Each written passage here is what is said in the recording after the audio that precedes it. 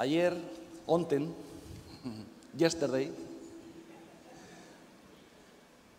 yo no tenía nada que predicar, no tenía nada que compartir, no sabía que iba a predicar. Sí sabía que Dios me iba a hablar, pero no sabía que iba a predicar. Y entonces empecé a buscar algo en mi corazón, algo en mi espíritu. Y el Espíritu Santo me redargulló, me reprendió y me dijo que estaba buscando en un lugar equivocado, que no tenía que buscar en mi corazón. Hay muchos predicadores que sus predicaciones son una extensión de su estado de ánimo. Y yo tengo un temperamento complicado. Me podría definir como casi un melancólico puro. Por lo tanto, tengo una tendencia al negativismo, al perfeccionismo, pero también a la tristeza, a la melancolía. Y yo no puedo permitirme el lujo de que mis mensajes sean una extensión de mi estado de ánimo. Si uno necesita terapia, no tiene que predicar para contar sus cosas. Si uno necesita terapia, tiene que tener un amigo para contar sus penas, pero no el púlpito. Entonces el Espíritu Santo me dijo que yo tenía que preguntarle a Él qué es el tema, qué era lo que tenía, cuál era el mensaje, porque al final voy a compartir acerca de varias historias de la Biblia, pero solamente hay un mensaje, que es el que quiero que tú recibas. Y entonces el Señor me habló a través de un texto en el capítulo, creo que es capítulo 13 de Ezequiel, y dice así: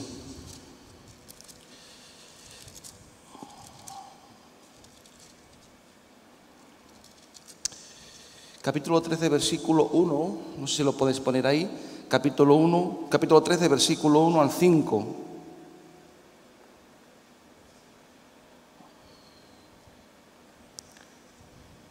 Dice: vino a mí palabra de Jehová diciendo: Hijo de hombre, profetiza contra los profetas de Israel que profetizan, y di a los que profetizan de su propio corazón: oíd palabra de Jehová.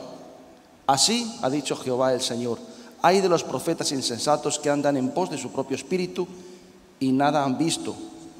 Como zorras en los desiertos fueron tus profetas, oh Israel. No habéis subido a las brechas, no habéis edificado un muro alrededor de la casa de Israel para que resista firme en la batalla en el día de Jehová. Creo que estamos viviendo tiempos en los que yo voy a inventar un nuevo término, no sé si podrá decir así, pero para mí es un nuevo concepto que existe, pero quizás no le hemos puesto nombre. Yo quiero ponerle nombre, y es la autoestimulación religiosa. ¿Se puede decir eso en portugués? Autoestimulación religiosa. Autoestimulación religiosa. Creo que vivimos en la época de la hiperestimulación. Tenemos que siempre estar hiperestimulados. Con el café, con las drogas, con las emociones. Y en la iglesia, pues muy parecido también. Tenemos que vivir casi siempre hiperestimulados. Y muchos de los mensajes están orientados a apelar a las emociones, al alma, al ánimo, a la arenga. Arenga, no sé si es una palabra que se puede entender en portugués, pero arengar significa enardecer el ánimo de la gente. Enardecer, estimular el ánimo de la gente. Cada uno tiene su estilo, su forma. Y yo cada vez escucho más predicaciones que están destinadas pues a eso, a gritar un poquito más, a ser muy dinámico, a hablar muy rápido. Bueno, cada uno tiene su estilo, yo no quiero meterme en eso, pero si está destinado solamente a estimular el alma de la gente, pues quizás estamos recurriendo a nuestro propio corazón y no a lo que Dios a veces quiere decirnos. Una vez hubo un rey que se llamaba Herodes, como todos sabéis, y Herodes se subió al púlpito y entonces la gente empezó a decirlo: danos palabra de Dios, danos palabra de Dios. Y él empezó a arengarlos, quiere decir, a animarlos, estimulando, enardeciendo sus emociones. Y cayó muerto comido por los gusanos. ¿Se entiende eso? ¿Se entiende eso? Murió muerto, comido por los gusanos. Tenemos que tener mucho cuidado cuando creemos que estamos diciendo palabra de Dios y hemos buscado en los rincones de nuestra alma, hemos ido a buscar qué es lo que nuestras emociones están diciendo, cómo me siento o qué creo, cuál es el mensaje que puede tener una mayor aceptación, ¿no? Entonces,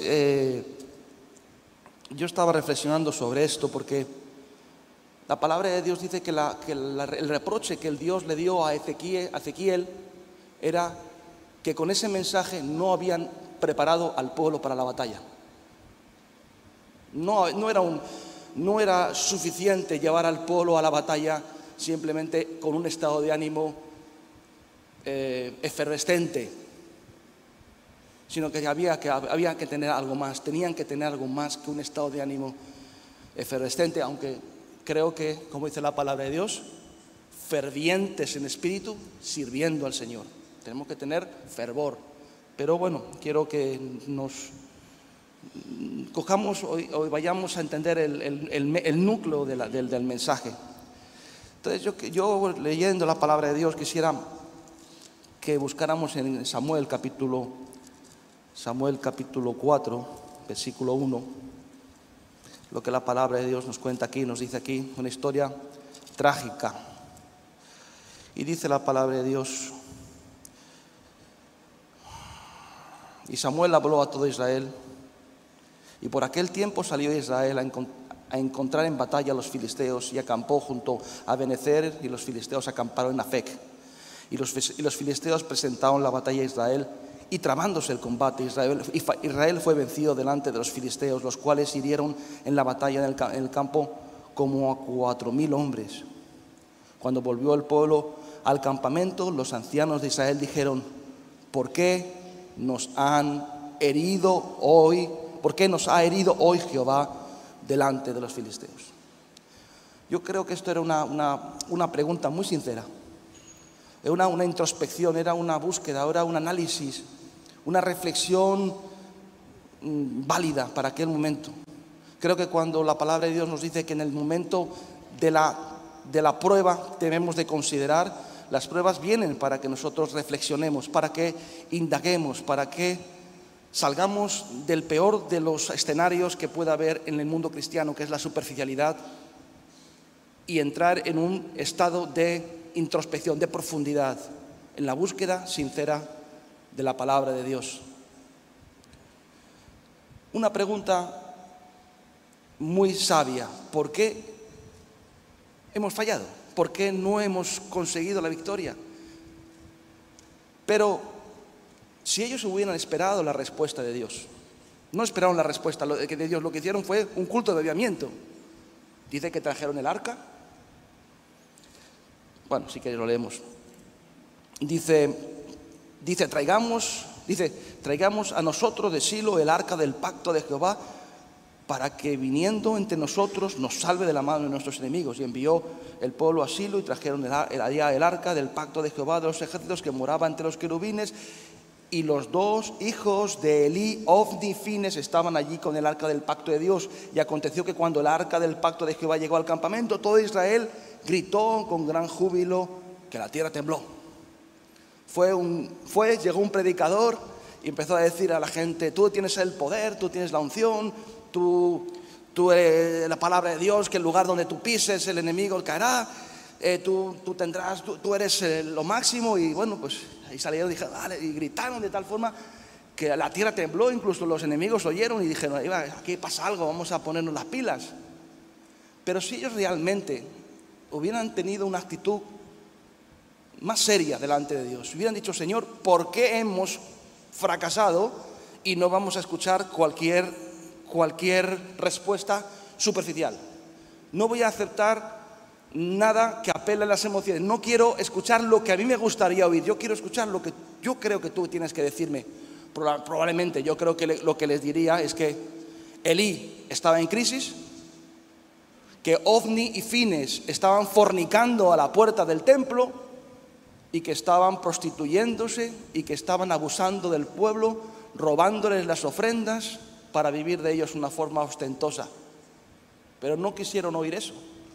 Prefirieron buscar profetas que buscaran en su propio corazón y se levantaran maestros conforme a sus concupiscencias, que trajeran un mensaje que, como dice la palabra de Dios, que la iglesia son como mujercillas que siempre están aprendiendo, pero nunca llegan al conocimiento de la verdad, porque no hay un deseo de búsqueda, de introspección, de profundización, sino nos vale, nos sobra lo superficial, lo accesorio y no lo auténtico y verdadero.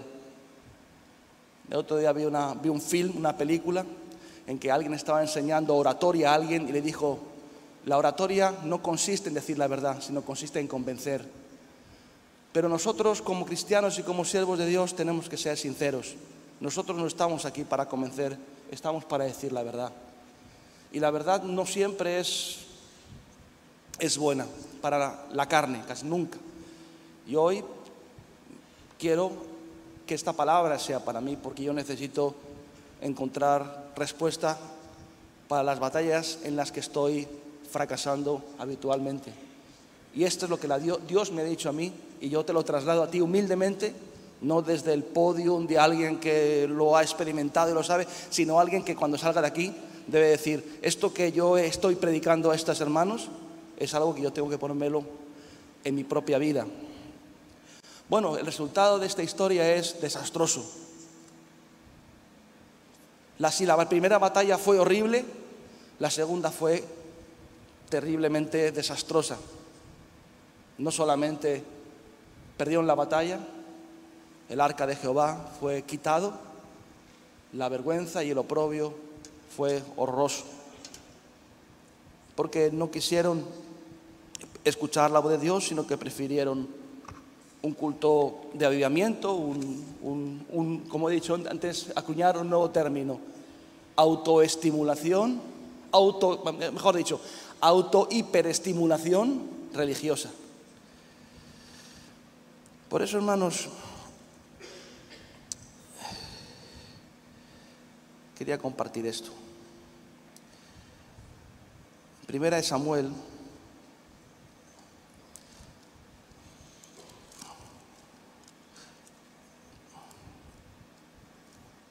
ahí se me ha ido la olla.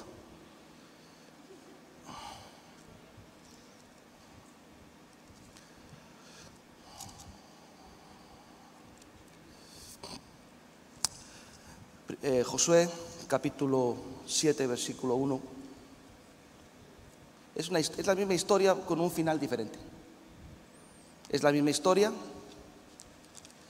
pero que el líder tuvo, aparte de la misma sinceridad de preguntar a Dios por qué hemos perdido, estuvo dispuesto a escuchar la respuesta de Dios.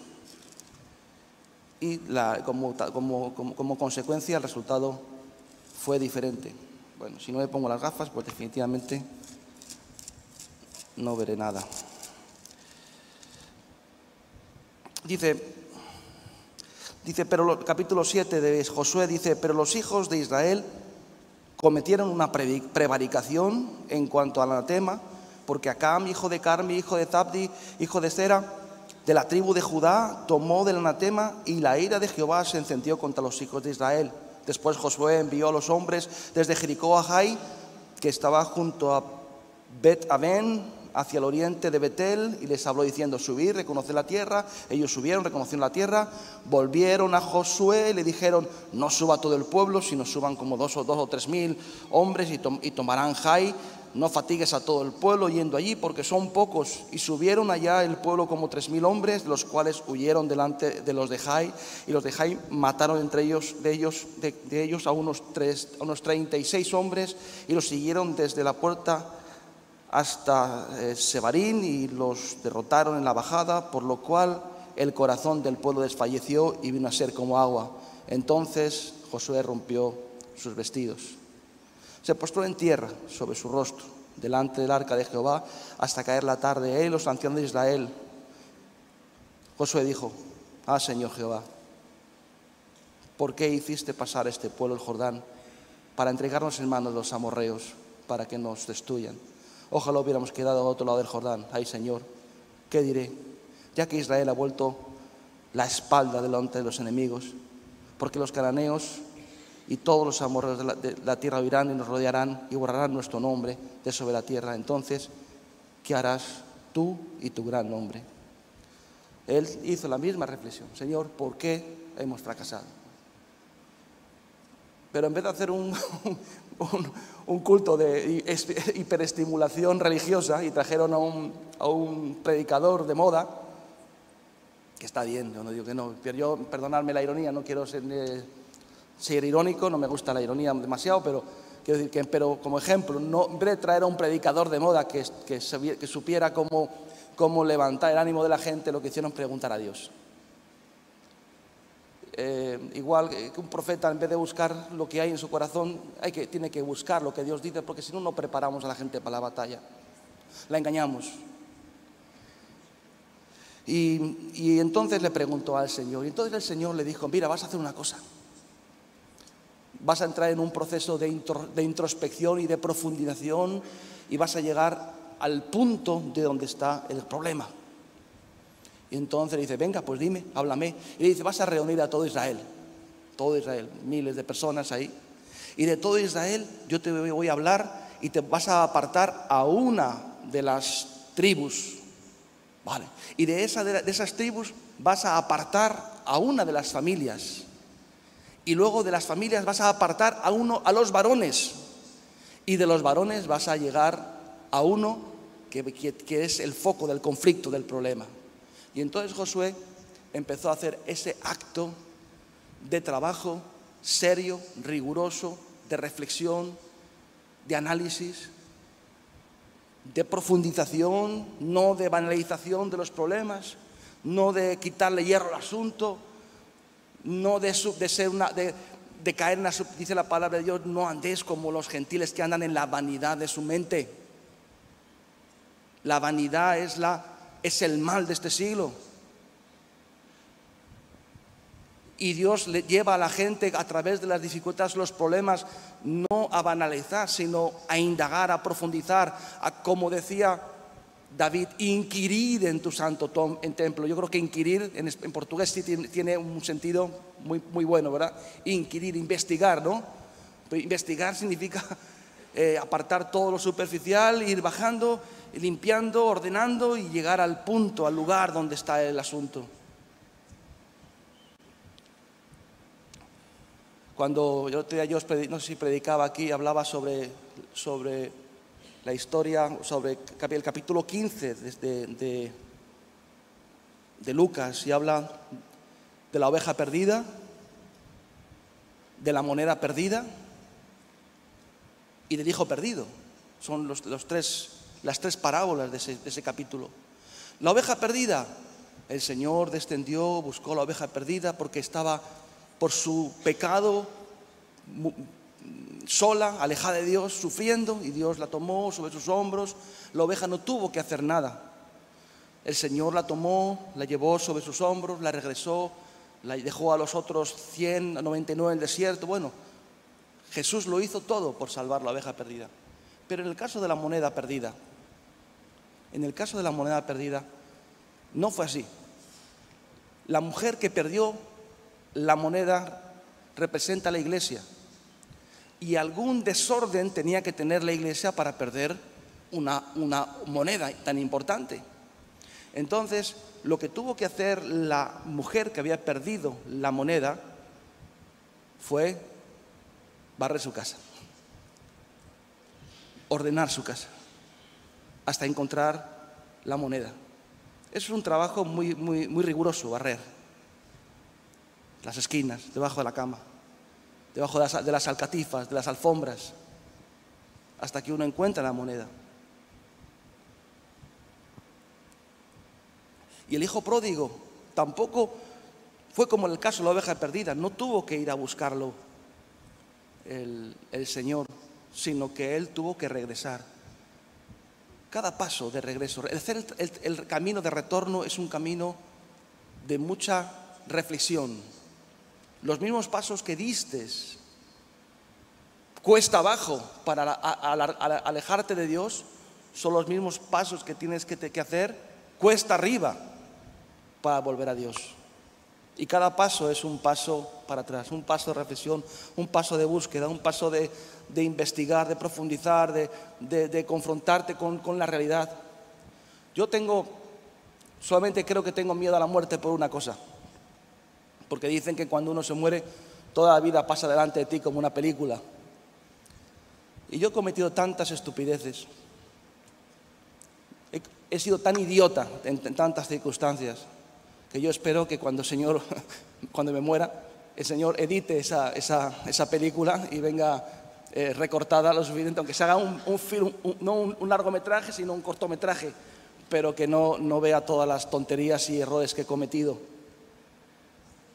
Porque es duro repasar tus errores, por eso hay que hacerlo ahora. Y este hombre, por eso digo, hermanos, que la introspección, la búsqueda es importante. Y esto es lo que hizo Josué.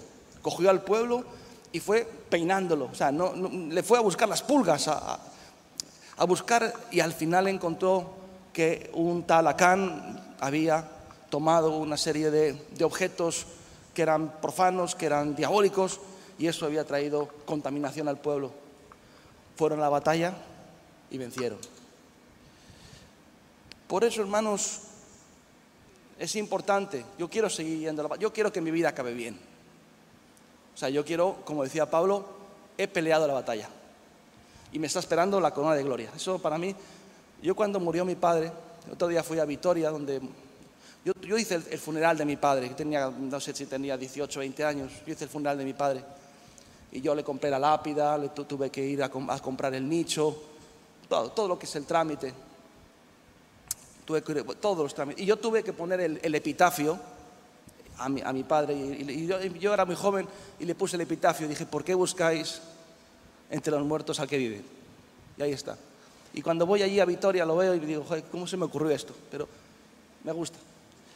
Pero yo cuando muera, y yo digo a mis hijos, oye, mira, ¿por qué no? Si muero como debía de morir, sin dar la espalda a Cristo y siendo un siervo de Dios, yo espero que me pongáis, he corrido la carrera, he peleado la batalla y he guardado la fe.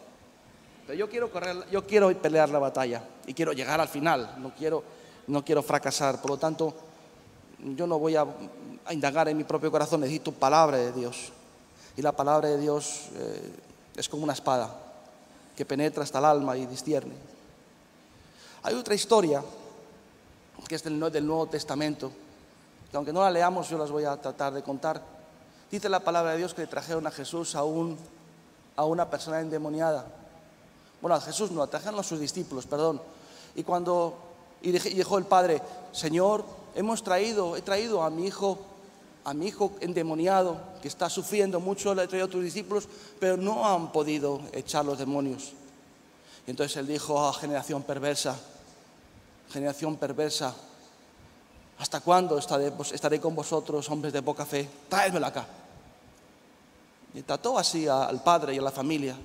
Pero luego ya en petit comité con sus discípulos, los discípulos muy sinceramente, sinceros, expuestos a la verdad de Dios, expuestos a lo que Dios tenga que decirles, sin miedo a que haya que cortar o cambiar cosas.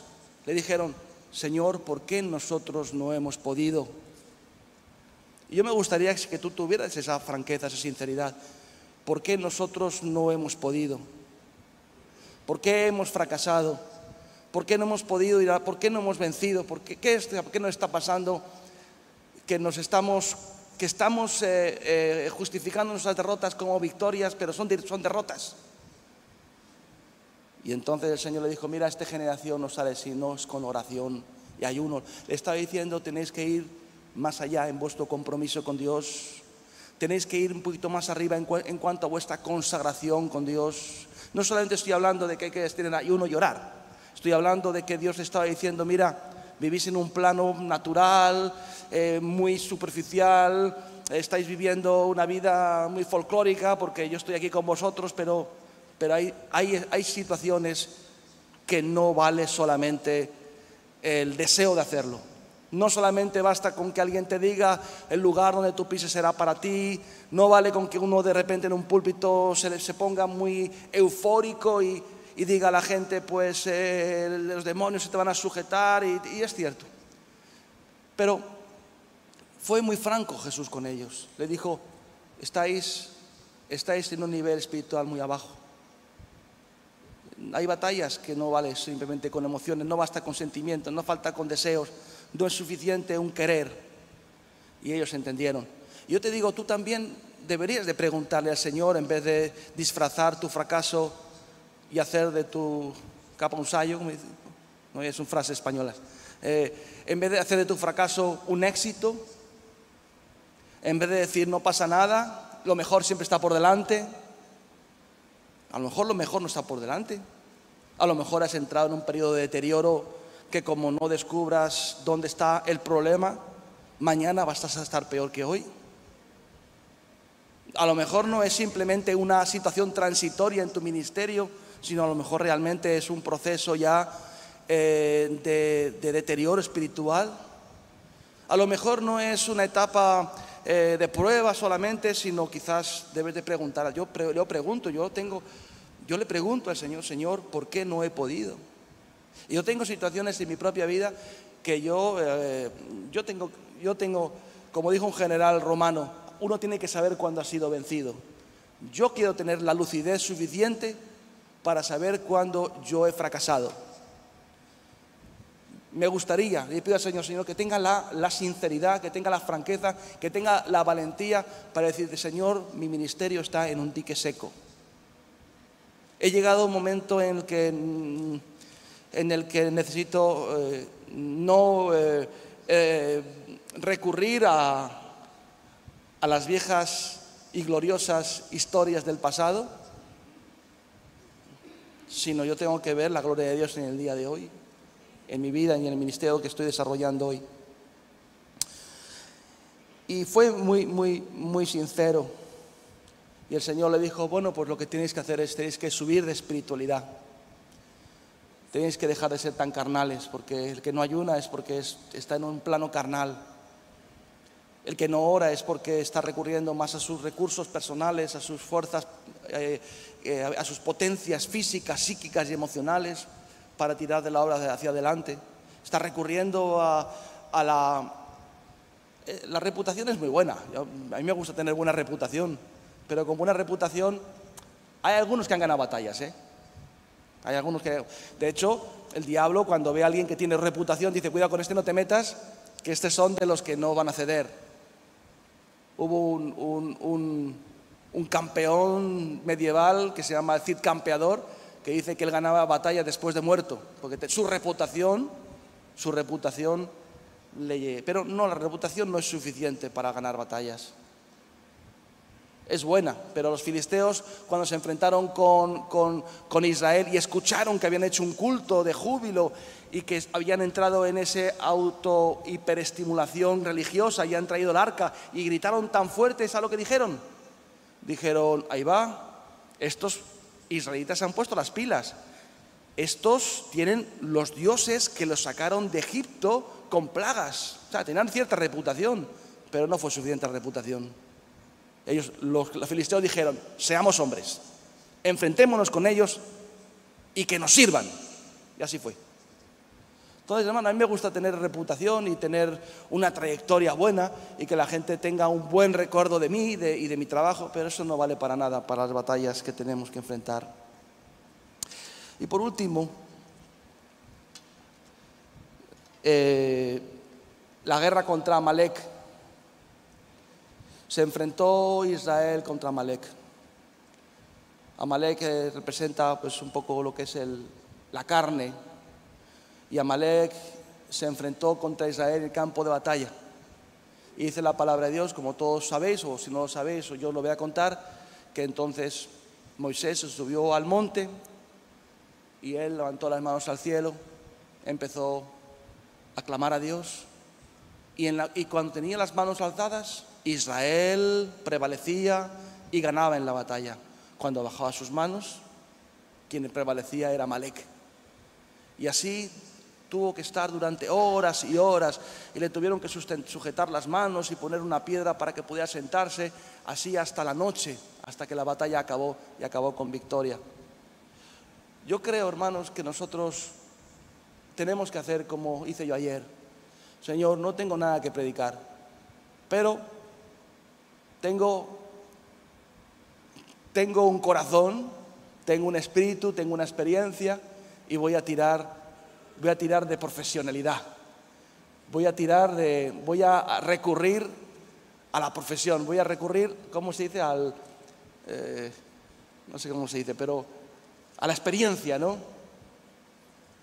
Y Dios me dijo, no seas un profeta de los que van al corazón, porque no vas a preparar a la gente para la batalla. Y bueno, pues a nivel personal tenemos que hacer introspección. Me imagino que a nivel institucional también tendremos que hacer introspección. Tendremos que pedir al Señor que limpie nuestras vidas, que limpie nuestras casas, que limpie y cambie a parte del liderazgo que quizás ha ido deteriorándose y haciendo actitudes y buscando cosas que han ido lastrando, pesando y haciendo más pesada sus vidas para la batalla. Y yo creo que en este día pues sería un buen momento para que cada uno de nosotros dijéramos al Señor, Señor, ¿por qué no estoy teniendo la victoria que deseo? ¿Por qué no puedo? No se me sujetan los demonios. Y a lo mejor pues recibirás palabra de Dios en tu propia vida y eso te ayudará a enfrentarte a la batalla. Recuerda, dice, estos profetas profetizan en su propio corazón y no han preparado al pueblo para la batalla. Amén. Señor, gracias por tu palabra. Gracias por los hermanos que pacientemente han escuchado. Y te pido en nombre de Jesús que sea de edificación, que nos ayudes, Dios mío, a no ir para atrás en la batalla. Señor, necesitamos ánimo, pero sobre todo necesitamos tu palabra que nos produce fe. Necesitamos tu palabra que limpia nuestros corazones, que quita la división de nuestra alma, que quita los temores que nos hacen vivir de una forma acomplejada, que nos hacen vivir de una forma tibia. Señor, a veces vivimos muy condicionados por nuestras propias pasiones, debilidades. Señor, estamos llegando a una edad, Señor, en que, Señor, las potencias emocionales de la juventud están menguando. Las potencias físicas están reduciéndose, Señor, pero no queremos precisamente perder la unción y la gracia. Señor, sabemos que tú puedes soplar sobre nuestras vidas un viento, unas fuerzas nuevas. Señor, puedes ayudarnos a salir de nuestra tibieza. Señor, ¿por qué no hemos podido? Señor, queremos pasar a ese estado de mayor consagración. Queremos aprender a orar. Ayúdanos a ayunar si es preciso en los momentos necesarios. Ayúdanos, Dios mío, a limpiar nuestras vidas. Señor, yo no quiero ser como cuando tenía 18 años, pero quiero, Señor, vivir la vida cristiana hasta el final, Señor. No con las potencias y fuerza de la juventud, sino con el poder de tu Espíritu Santo. Necesito tu palabra, necesito tu unción, necesito tu revelación. En el nombre de Jesús. Amén.